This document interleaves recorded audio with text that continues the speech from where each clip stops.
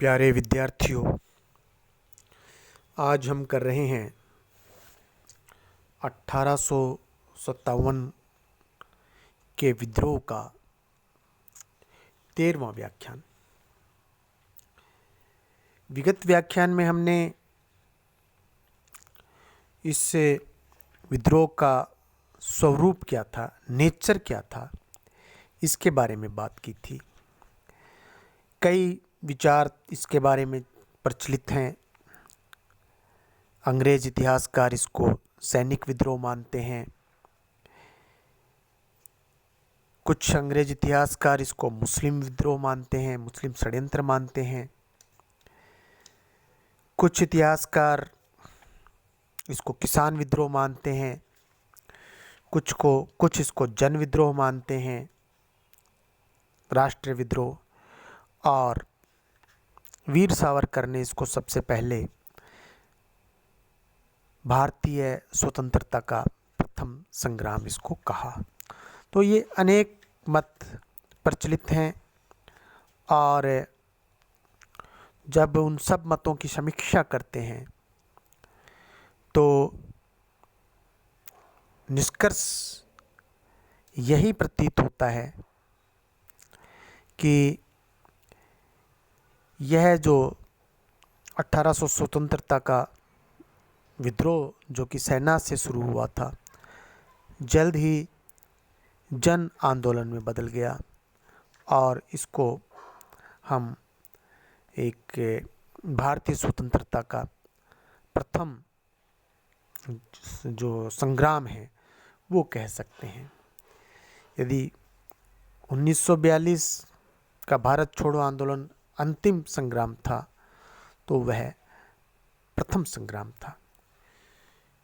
आज हम करेंगे कि ये विद्रोह आखिर असफल क्यों हुआ, इसकी असफलता के कारण क्या थे। 1857 में अंग्रेज़ों को भारत से बाहर निकालने का प्रयास असफल रहा। इस समय भारतीय सेना की यदि संख्या की बात करें तो वह यूरोप की सेना या ये यूरोप के जो सैनिक हैं उनसे 7 गुना अधिक थे, 7 टाइम्स। कई स्थानों पर इसे नागरिकों का समर्थन भी प्राप्त था। विद्रोह इतना आकस्मिक हुआ कि कंपनी सरकार हैरान रह गई। ईस्ट इंडिया कंपनी की सरकार अवध व रुहेलखंड पर तो विद्रोहियों ने कुछ समय के लिए अधिकार भी कर लिया था।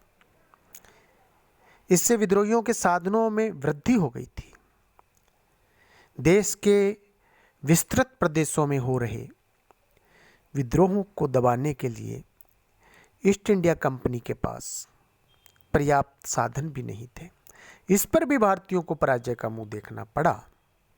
इस कारण यह विषय और भी गंभीर व विश्लेषणात्मक बन जाता है कि आखिर विद्रोहियों के असफलता के क्या कारण रहे। सिलसिलेवार हम करते हैं, बिंदुवार इसका अध्ययन। पहला, निश्चित योजना का अभाव। पहला जो कारण विद्रोह की असफलता का मुख्य कारण यह था कि इसके संचालन के लिए कोई निश्चित योजना नहीं थी। संभवतः विद्रोह आरंभ होने से पूर्व ही इसकी कोई योजना अवश्य रही होगी, परंतु विद्रोह क्रमबद्ध नहीं था। परिणाम स्वरूप अलग अलग क्षेत्रों में विद्रोह हुए, अलग अलग समय होते रहे, बिना किसी योजना के। विद्रोही आपस में कोऑर्डिनेट नहीं कर सके, इस कारण वे सुनियोजित ढंग से कार्य नहीं कर सके। विद्रोहियों में वीरता व उत्साह अवश्य था, पर बिना योजना के वह काम नहीं आ सका।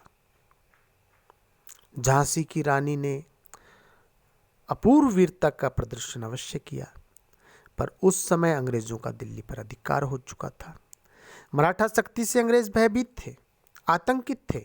उन्हें भय था कि नाना साहब के आह्वान पर समस्त मराठा विद्रोह कर सकते हैं। स्वयं कैनिंग ने कहा था, यदि सिंधिया इस विद्रोह में शामिल हो जाएगा तो वे अगले दिन भारत छोड़ देंगे।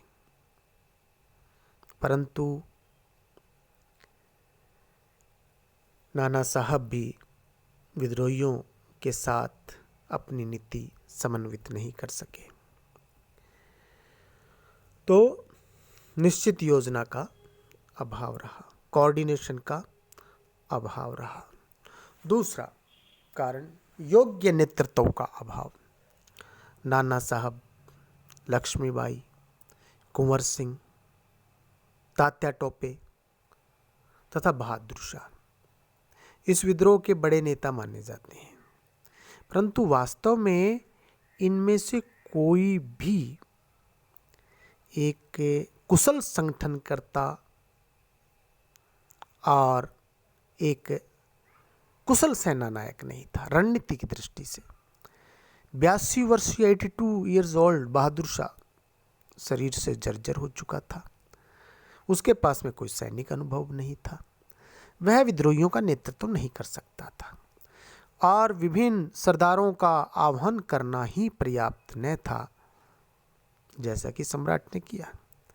नाना साहब वीर अवश्य था, अंग्रेज उससे भयभीत थे, पर वह समस्त विद्रोहियों को अपने नेतृत्व में नहीं ले सका। झांसी की रानी को युद्धों का अनुभव नहीं था। तात्या टोपे और कुंवर सिंह ने निसंदेह गुरिल्ला युद्ध में योग्यता प्रदर्शित की, परंतु मैदानी युद्ध में वे भी न टिक सके।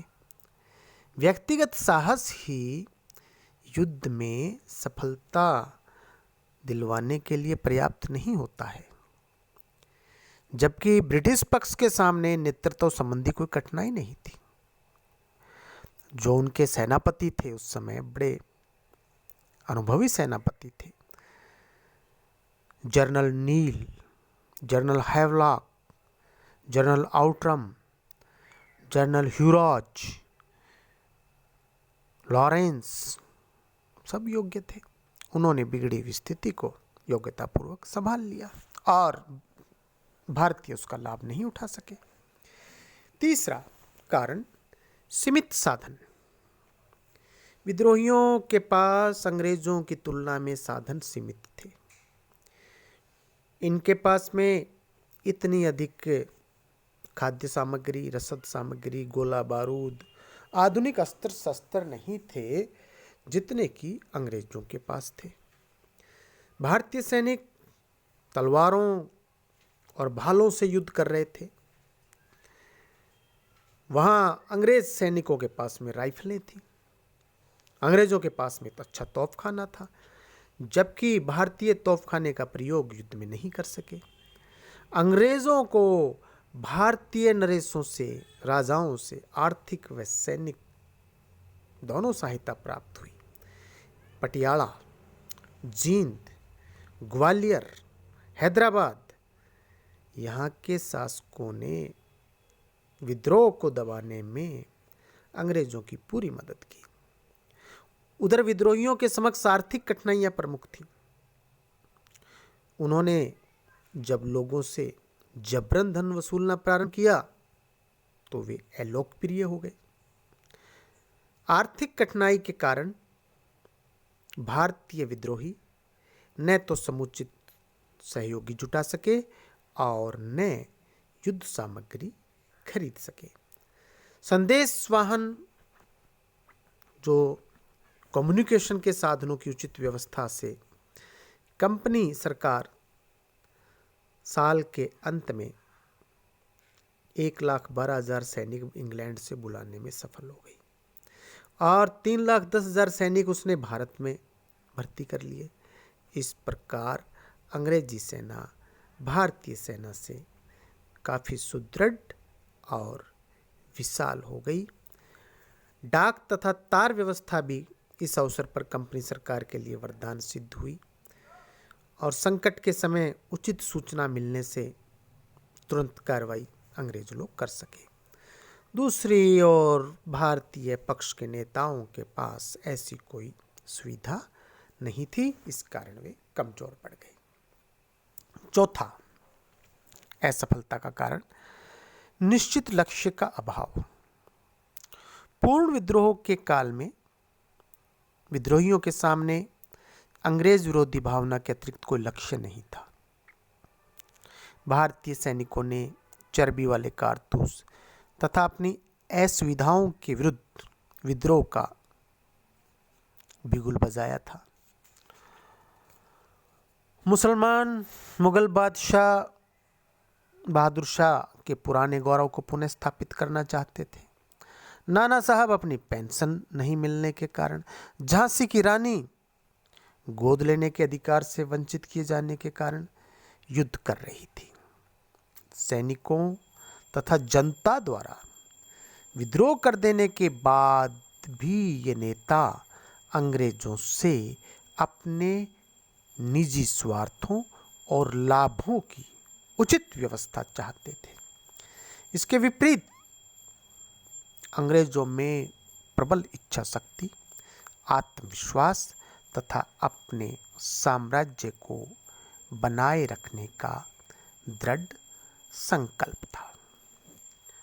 पांचवा कारण सिखों तथा गोरखों द्वारा अंग्रेजों को सक्रिय सहयोग। पंजाब के सिख तथा पर्वतीय प्रदेशों के गोरखों ने अपने परंपरागत शत्रु मुसलमानों से बदला लेने के लिए अंग्रेजों की तन मन से सहायता की। इन्होंने दिल्ली व लखनऊ को जीतकर विद्रोहियों की कमर तोड़ दी। सिख बड़ी संख्या में अंग्रेजी सेना में भर्ती होने लगे तथा अंग्रेजों के कंधे से कंधा मिलाकर उन्होंने क्रांतिकारियों पर गोलियां बरसाई। सर डब्ल्यू रसल ने अपनी पुस्तक भारत में मेरी डायरी में लिखा है, यदि पटियाला, नाभा व जिंद के राजे महाराजे हमारे मित्र नहीं होते, यदि सिख हमारी सेनाओं में भर्ती नहीं होते, वह पंजाब में शांति न बनी रहती, तो दिल्ली पर अधिकार करना संभव नहीं था। दिल्ली पर अंग्रेजों ने सिखों की सहायता से अधिकार किया और दिल्ली पर अधिकार होते ही विद्रोहियों के पैर उखड़ने लगे। इसी प्रकार का रुख गोरखों का रहा। गोरखों ने अवध व लखनऊ पर आक्रमण करने में अंग्रेजों की सहायता की, जिससे विद्रोहियों की शक्ति कमजोर हो गई। अगला कारण विद्रोहियों की सैनिक दुर्बलताएं। भारतीय विद्रोही केवल संघर्ष करने में ही रत रहे। दिल्ली पर अधिकार हो जाने पर भी उन्होंने उसके आसपास के प्रदेशों पर अधिकार करने का प्रयास नहीं किया। विजित स्थानों की कोई व्यवस्था नहीं की। अंग्रेजों के सैनिक थानों को नष्ट नहीं किया। दिल्ली विजित करने पर उनमें पर्याप्त शक्ति थी। वे दिल्ली से कलकत्ता पहुंचकर तत्कालीन राजधानी कलकत्ता पर अधिकार कर सकते थे। कलकत्ता पर अधिकार कर विद्रोही अंग्रेजों के आत्मविश्वास, उनके दृढ़ संकल्प और उनके नीचे से उनकी जमीन छीन सकते थे।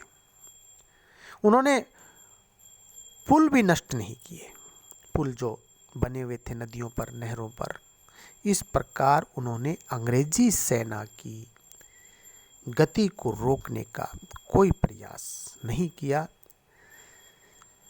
और नहीं किया तो उसका परिणाम उनको भुगतना पड़ा। अगला कारण, सातवां कारण, क्रीमिया युद्ध की समाप्ति। क्रीमिया के युद्ध में कंपनी सरकार को अपने बहुत से सैनिक यूरोप भेजने पड़े थे। 1856 में का जो पेरिस कॉन्फ्रेंस था, वे से वहाँ पर शांति स्थापित हो गई और वहाँ गए सैनिक भारत लौट आए थे।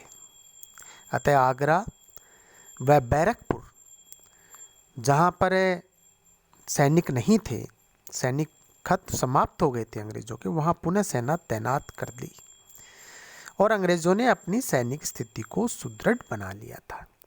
इसके अलावा चीन के दूसरे अफीम युद्ध में फ्रांस के सम्मिलित हो जाने पर ब्रिटिश सरकार को चीन में चिंता नहीं रही और उसने अपने सैनिक भारत भेज दिए। तो ये दुर्भाग्य रहा भारतीय दृष्टिकोण से क्रीमिया युद्ध की समाप्ति, क्योंकि वहाँ से जो रेजिमेंट्स हैं, सैनिक हैं, वो अंग्रेजों को उपलब्ध हो गए। अगला कारण निर्धारित समय से पूर्व विद्रोह हो जाना। नाना साहब के प्रयासों से विद्रोह की तारीख 31 मई 1857 निर्धारित की गई थी। सब जगह विद्रोह एक साथ करने का निर्णय हुआ था। अतः यदि यह विद्रोह एक साथ समस्त सैनिक छावनियों पर होता तो कंपनी सरकार को उनका दमन करना अति दुष्कर कार्य हो जाता। परंतु चर्बी वाले कारतूस के प्रयोग ने सारा खेल बिगाड़ दिया और विद्रोह निर्धारित समय से पूर्व ही प्रारंभ हो गया। परिणाम स्वरूप अंग्रेज सजग हो गए। अन्य छावनियों के सैनिकों के हथियार छीनकर अंग्रेज अधिकारियों ने उन्हें निशस्त्र बना दिया। कई नेताओं को बंदी बना लिया गया। परिणाम स्वरूप सैनिक सुदृढ़ता विनष्ट हो गई और विद्रोही सैनिक दबा लिए गए। इसके बाद में विद्रोह का देशव्यापक नहीं बन पाना। 1857 का विद्रोह केवल उत्तरी भारत तक सीमित रहा। उत्तरी भारत में कश्मीर, पंजाब, सिंध अप्रभावित रहे। दक्षिण भारत इस विद्रोह की चपेट में नहीं आया। ये अप्रभावित प्रदेश एक तरफ तो अंग्रेजों के लिए विद्रोह को दबाने के लिए सैनिक कैंप बन गए, दूसरी ओर अंग्रेजों को अपने सामरिक साधन बड़े पैमाने पर प्रयुक्त नहीं करने पड़े। यदि पंजाब व महाराष्ट्र में भी यह विद्रोह प्रारंभ हो जाता तो कंपनी सरकार के लिए विद्रोह को दबाना आसान नहीं होता। 10वां कारण है देशी राज्यों से सहायता मिलना अंग्रेजों को। यह तथ्य है कि लॉर्ड डलहौजी ने गोद लेने की प्रथा को समाप्त कर देशी राजाओं को नरेशों को अपना विरोधी बना लिया था। उनके मस्तिष्क में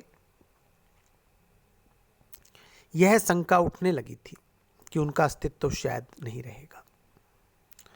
परंतु लॉर्ड कैनिंग ने आते ही राजाओं के दिलों में यह विश्वास उत्पन्न कर दिया कि उनके अस्तित्व के लिए कोई संकट नहीं है।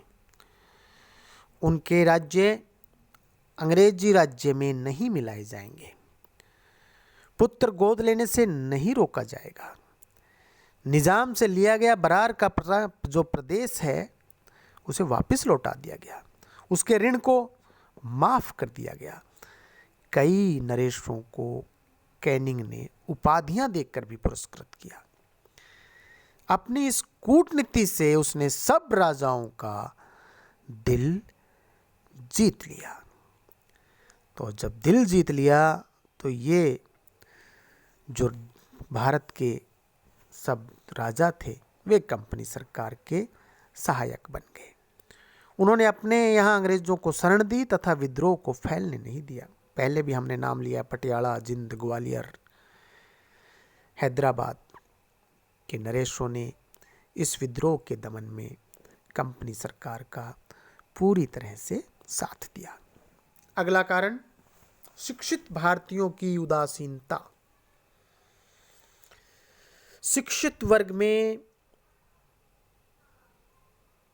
जो शिक्षित वर्ग है, शिक्षित वर्ग युद्ध की दृष्टि से तो उपयोगी नहीं, परंतु वह अपनी बुद्धि व तर्क शक्ति से जनसाधारण में देशभक्ति की भावना जागृत कर सकता था। क्योंकि जो शिक्षित वर्ग का कार्य है वो लोगों को जगाना होता है। परंतु दुर्भाग्यवश शिक्षित वर्ग जो उस समय था वह इस विद्रोह के प्रति पूर्णतः उदासीन बना रहा। उसने न तो इसमें प्रत्यक्ष सहयोग दिया और न ही अप्रत्यक्ष सहयोग दिया।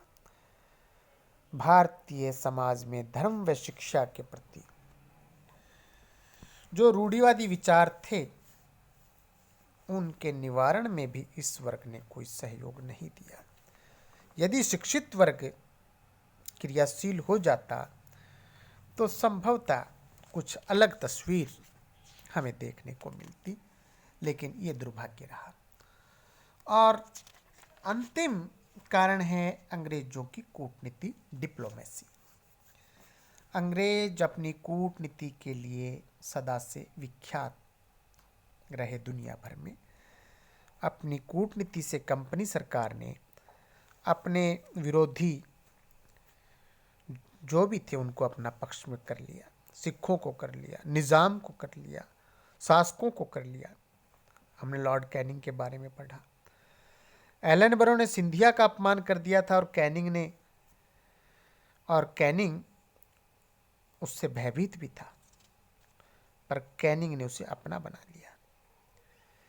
गोद लेने की प्रथा पर रूठे नरेशों के दिलों से उसने विश्वास उत्पन्न कर दिया। भारतीय इतिहासकार डॉक्टर आर.सी. मजूमदार लिखते हैं कि अंग्रेजों की कूटनीति